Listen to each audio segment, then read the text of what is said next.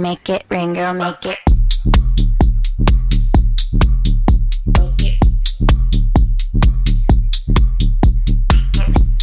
수요일 저녁에는 농구 이야기와 함께합니다. 다양한 농구 이야기를 전하는 주간 농구 시작하겠습니다. 손대범 농구 전문 기자, 조현일 해설위원, 그리고 배우 겸 해설위원 겸 아침 방송 MC 박재민 씨와 함께합니다. 어서 오십시오. 안녕하세요. 반갑습니다. 많을수록 좋죠. 네.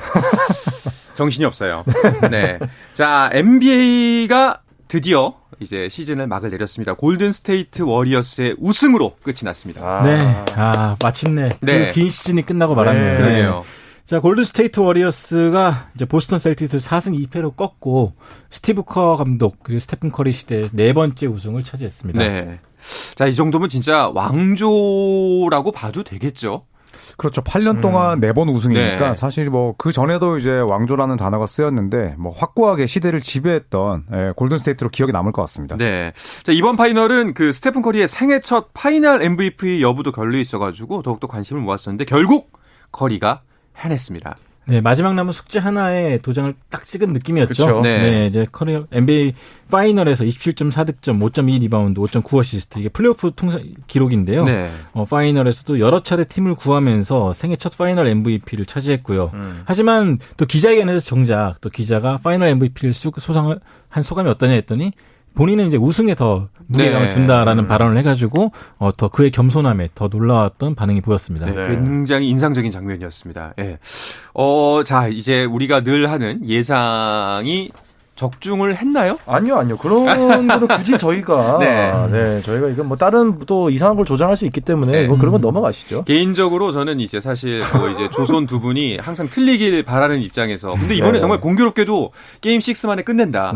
골스가 4대2로 이긴다고 했고 유일하게 박재민 씨가 이제 보스턴의 우승을 이야기했는데 하차하겠습니다. 예. 과감한데요. 아유. 하차는 10년 뒤에 하차하겠습니다. 10년 뒤에. 근데 이제 혼자 튀고 싶어하는 마음이 결국 지금 저식이 됐거든요. 그렇죠. 근데 사실 뭐 보스턴도 충분히 우승할 수 있는 전력이었고 실제로 이제 현지 사이트에서도 이제 그냥 기록만 놓고 봤을 때 보스턴의 우승 가능성이 오히려 82%였어요.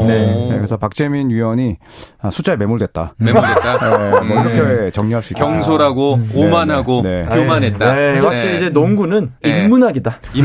경제학이 아니라 인문학이다. 근데 확률상으로도 1차전을 먼저 잡은 팀, 그럼요. 1승 1패 상황에서 2승 1패가 먼저 된 팀, 이 팀이 항상 우승 가능성이 높았는데 결국 보스턴이 제이슨 테이텀에 대한 그 부담이 너무 컸던 것 같아요. 이 선수가 갈수록 체력이 떨어진 게 보였고 그 부상도 결국 안고 뛰었고 그래서 결국 이제 인문학이다. 네.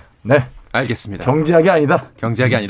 저는 너무 이제 경제적으로 바라봤네요. 숫자에 매몰됐습니다. 그렇군요. 아침에 또 이제 경제 시사 국제 방송을 하다 보니까 이문양 이지경이 숫자에 매몰돼가지고 근데 정말 마지막 6번째 경기에서는 테이텀의 모습이 좀 안쓰러울 정도였어요. 그렇죠. 슛도 짧았고 또 굉장히 공격과 수비 모두에서 부담을 안고 뛰다 보니까 결국 좀 벽에 부딪힌 것 같은데 하지만 이 선수가 아직 25살이 안 됐습니다. 그럼요. 어린 나이에 이 팀을 파이널까지 이끌었기 때문에 아마도 몇 년 뒤에는 또 NBA를 지배할 만한 또 승리자로 남지 않을까 기대합니다. 지금 테이텀 같은 경우는 기회가 한 12번은 더 남았어요. 그렇죠.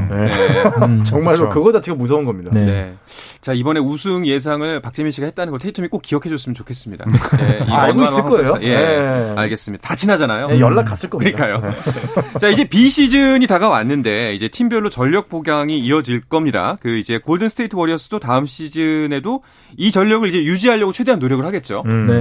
일단은 뭐 반 마이어스 단장과 또 조 레이콤이나 뭐 피터 구버 구단주의 생각은 우리는 사치세를 얼마를 내더라도 어떤 식으로든 전력을 구성하고 그다음에 또 트레이드는 웬만하면 하지 않을 것이다. 그리고 또 이제 이번에 새로 지은 체이스 센터가 전부 다 이제 골든 스테이트 워리어스의 순이익으로 잡히거든요.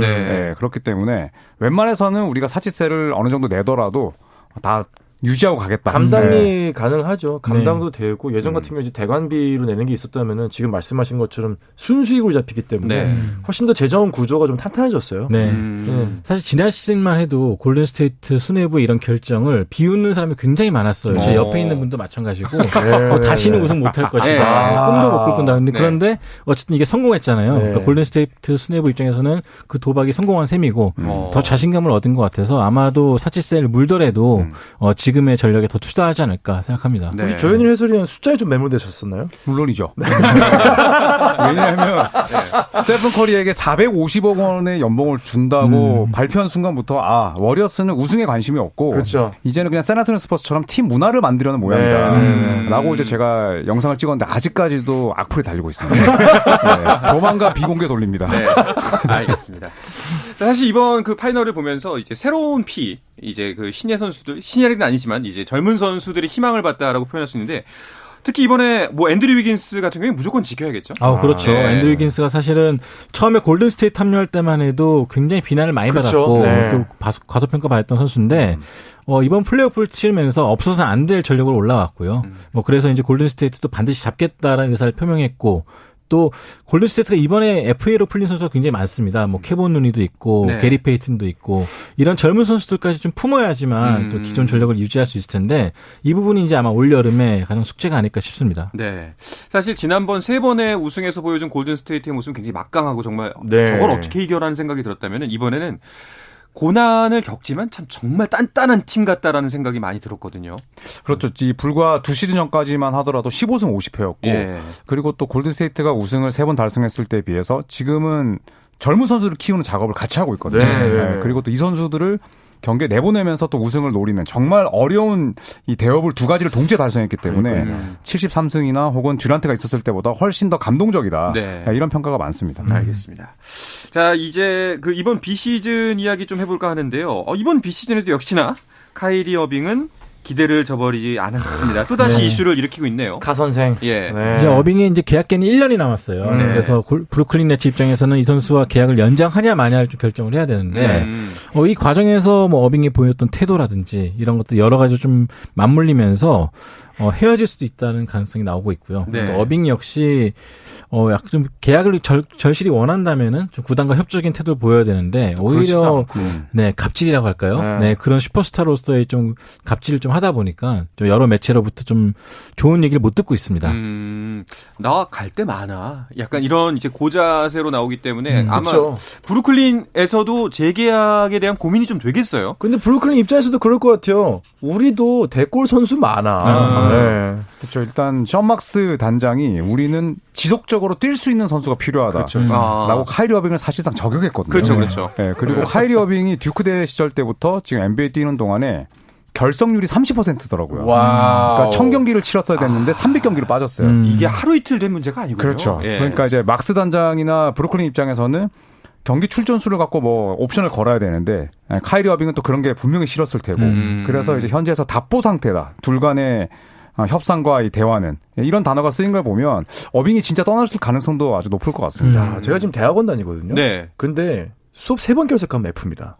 네. 근데 지금 100번 중에 30번은 빠진 거잖아요. 네. 10번 중에 3번. 이게 F입니다. 그렇죠. 이거는 근데 F를 안 먹이니까 네. 이제 어빙은 아까 손대문 위원 말씀대로 이제 약간의 갑질을 하는 거죠. 네. F 파이어가 fired. 넌 해고야가 돼야 되는데 이제 그럴 수가 없는 슈퍼스타다 보니까 갑질이라는 얘기가 나오죠. 확실히 근데 그 경기에 투입이 됐을 때 역할은 확실하니까요. 네. 예. 그렇죠. 일단 투입됐을 때 이 퍼포먼스 하나는 기가 막히기 때문에 다들 뭐라 그러지 못하는 건데 그게 좀 꾸준히 나와줘야 되는데 홈과 원정 가리지 않고 네. 또 정규 시즌과 플레이오프 가리지 않고 나와줘야 되는데 그게 안 되다 보니까 좀 눈총을 받고 있는 것 같고요. 부상도 이제 중요한 변수죠. 자, 만약에 카이리 어빙이 브루클린과 재계약이 안 된다면은 이제 어빙에게 좀 손을 내밀고 있는 팀들은 어떤 팀들이 있나요? 일단은 대부분 현실 가능성은 좀 떨어지는데 빅마켓 위주더라고요. 뭐 LA 레이커스, 네. 클리퍼스, 또 뉴욕 닉스인데 사실 어빙을 영입하려면 이제 그만큼의 또 연봉의 여유를 또 마련을 해야 되는데 그렇죠. 쉽지가 않죠. 일단 카이리 어빙의 연봉이 330억인데 네, 그 룸을 이렇게 만들기가 쉽지가 않고 그래서 이제 과연 뭐 어빙이 이 팀들이 아니라 정말 의외의 팀으로 갈 수도 있겠다라는 생각이 듭니다. 네. 혹시 그럼 조현일 위원이 생각하는 곳이 사인 앤 트레이드를 일단 해야 되는 팀 위주로 갈 것 같은데 사실은 저는 마이애미 히트도 가능성이 좀 있다고 보는 게 끊임없이 이제 지미 버틀러 뛰고 싶다는 얘기를 했었고 네, 그리고 또 타일러 히로가 그 펜날리 회장으로부터 너 주전으로 뛰려면 수비를 좀 잘해야 된다 이런 얘기를 했거든요. 네. 이 이야기는 썩 마음에 들지 않는다는 얘기죠. 그렇죠. 네, 그리고 또 펜날리 회장은 커리어 내내 이제 스타 선수 수집에 아주 몰두했던 인물이라 의외로 또 어빙 영입에 혈안이 될 수도 있죠. 참 기인은 기인인 것 같아요. 뭐 실력으로 보나, 뭐 평소 행실로 보나.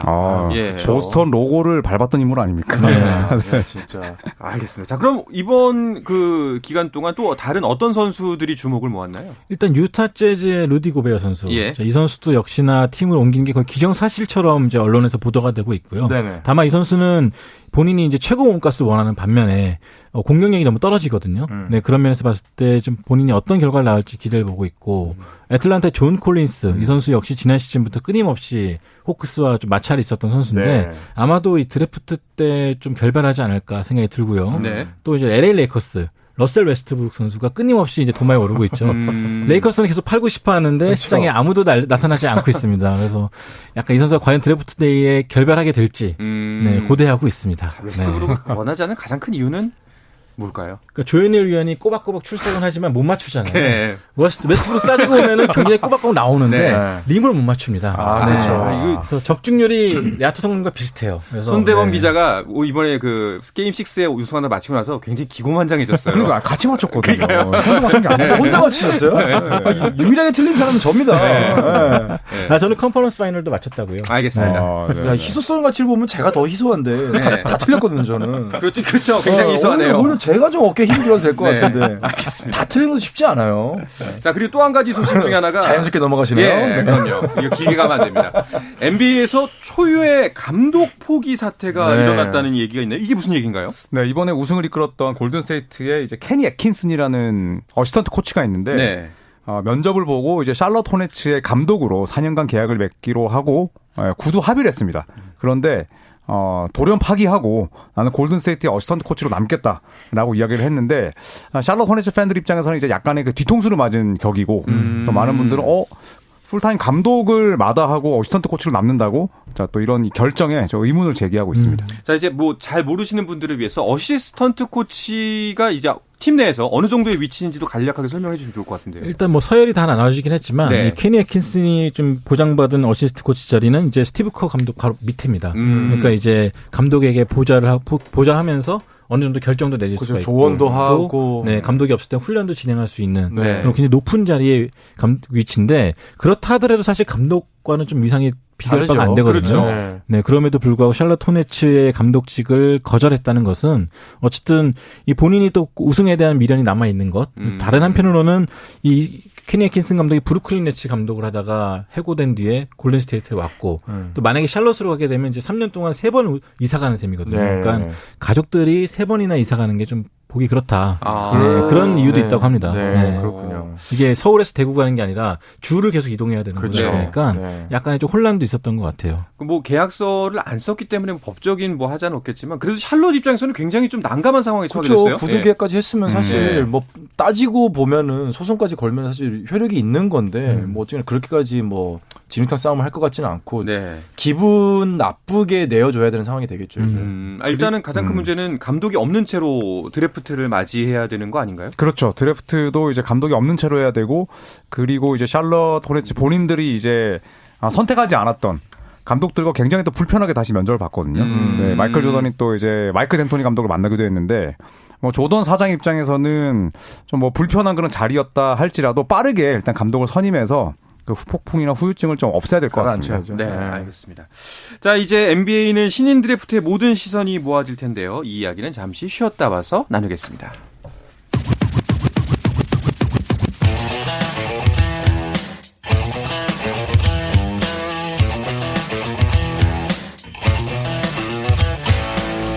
짜릿함이 살아있는 시간. 한상헌의 스포츠. 네, 수요일 저녁의 농구 이야기 주간 농구 듣고 계십니다. 손대범 농구 전문기자, 조현일 해설위원, 배우 겸 해설위원 겸 아침 MC 겸 대학원생인 박재민 씨와 함께하고 있습니다.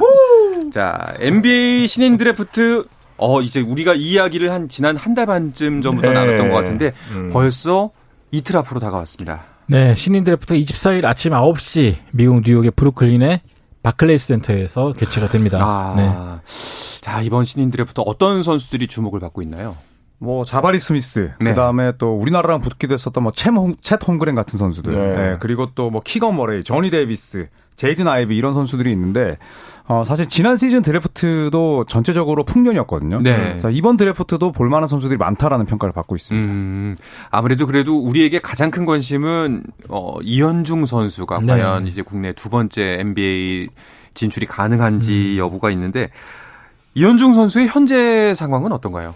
이현중 선수가 사실은 5월 초까지만 해도 사실 6월 초까지만 해도 NBA 이제 워크아웃 소식이 활발하게 들렸잖아요. 네. 근데 아마 6월 10일 전부터는 거의 소식이 안 들려서 궁금해하시는 분이 많을 텐데 일단 지난 샬럿과의 워크아웃 과정에서 이 발등을 다친 걸로 알려졌고요. 이 부상에 대한 정확한 진단 결과 나오지 않았다고 합니다. 일단 이 스테픈 커리 선수를 집도했던 주치의가 네. 이현중 선수 봐주고 있는 걸로 알고 있는데 이 정확한 MRI 결과가 아마 이번 주 금요일날 나올 것 같아요. 근데 다만 아쉬운 거는 이 워크아웃을 받았어야 될 황금 같은 기간 동안에 부상 때문에 네. 나서지 못했다는 것 그리고 부상 소식이 좀 알려지면서 이 선수에 대한 그 즉각적인 그 투자가 좀 철회됐던 것 그게 좀 아쉽거든요. 그래서 일단 드래프트 될지 여부는 그래도 지켜봐야겠지만 네. 6월 초에 비해서 지명 확률이 많이 떨어진 것만은 사실입니다. 네. 좀 많이 안타깝네요.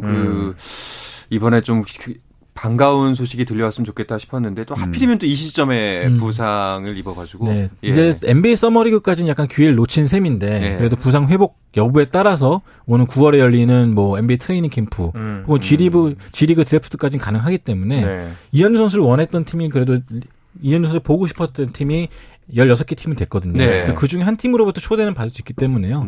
부상 때문에 드래프트에 지명 못 되더라도 행여나 또 부정적인 생각을 갖고 그러진 않았으면 좋겠고요. 네, 계속 자신감을 갖고 도전했으면 좋겠습니다. 네. 아마 뭐 본인이 가장 속상할 텐데 좀 이현중 선수 힘을 냈으면 좋겠습니다.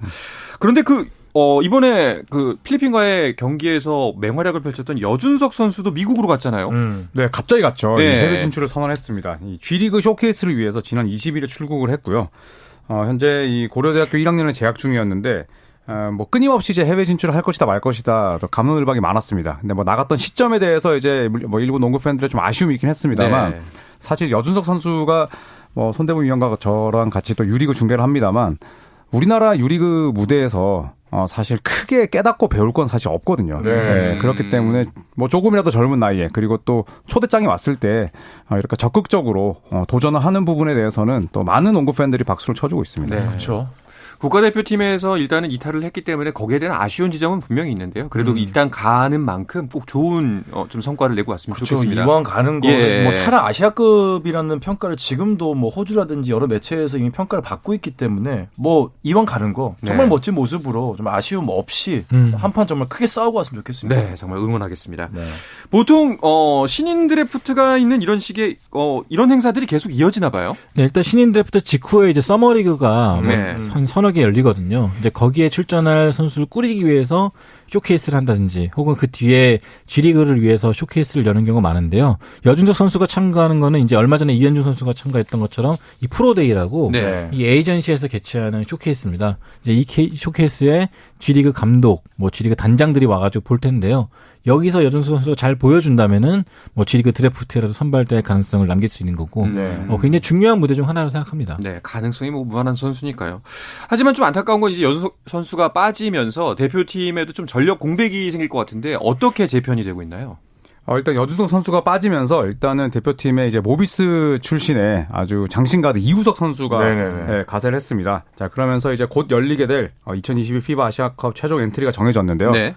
상무에서 뛰고 있는 허웅과 송교창 선수 그리고 한국가스공사 이대성, 이대현 선수 또 KCC로 이적한 허웅과 기존의 라거나 선수 또 새롭게 뽑힌 이우석 선수와 기존의 장재석 선수 또 DB에서 뛰고 있는 김종기와 강상재 선수 또 SK 최준용, KT 양홍석 선수로 구성이 됐습니다. 네.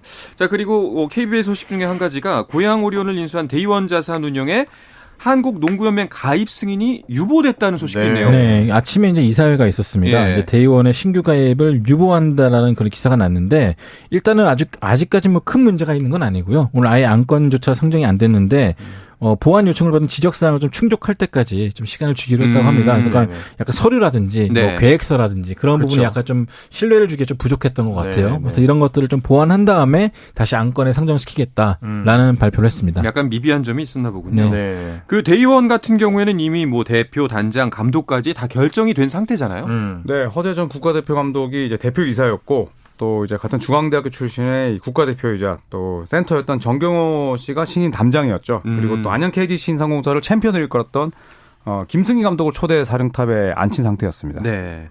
그 선수 전력 보강은 어떻게 돼가고 있나요? 일단 전성현 선수를 영입한 것이 일단 처음이자 마지막이었죠. 네. 네. 이승현 선수도 떠나고 또 최근에 이대성 선수까지 이제 트레이드로 보냈기 때문에 사실상 눈에 보이는 전력은 약해졌다는 평가입니다. 다만 이제 외국 선수 그리고 필리핀 선수를 영입함에 따라서 전력이 달라질 수 있거든요. 네. 이 부분을 좀 더 지켜봐야 될 것 같습니다. 알겠습니다.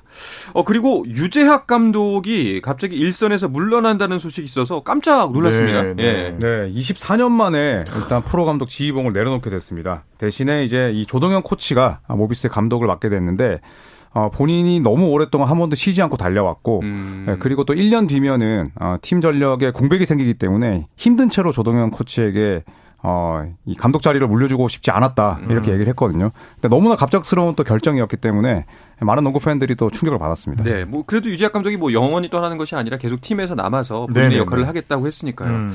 근데 조동현 감독의 어깨는 굉장히 무거울 것 같아요.